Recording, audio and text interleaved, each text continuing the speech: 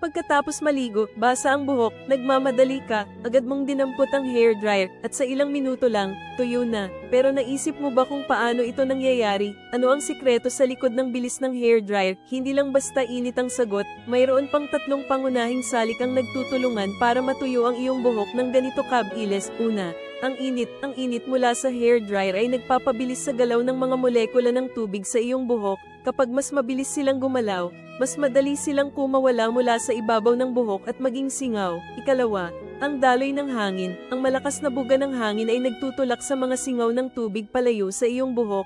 Kung walang daloy ng hangin, ang hangin sa paligid ng iyong buhok ay magiging punong-puno ng singaw, at mahihirapan ng umalis ang iba pang molekula ng tubig, kaya't mahalaga ang tuloy-tuloy na pagpapalit ng hangin. At ikatlo, ang pagbaba ng halumigmig sa paligid. Habang tinatangay ng hangin ang singaw ng tubig, napapalitan ito ng mas tuyong hangin. Ang mas tuyong hangin ay may mas malaking kapasidad na humigop ng moisture, kaya mas mabilis itong sumisipsip ng natitirang tubig mula sa iyong buhok. Ang kombinasyon ng init, daloy ng hangin, at pagbaba ng lokal na halumigmig ang tunay na dahilan kung bakit napakabisa ng hairdryer. Kaya sa susunod na gamitin mo ito, alam mo na ang agham sa likod ng mabilis na pagpapatuyo.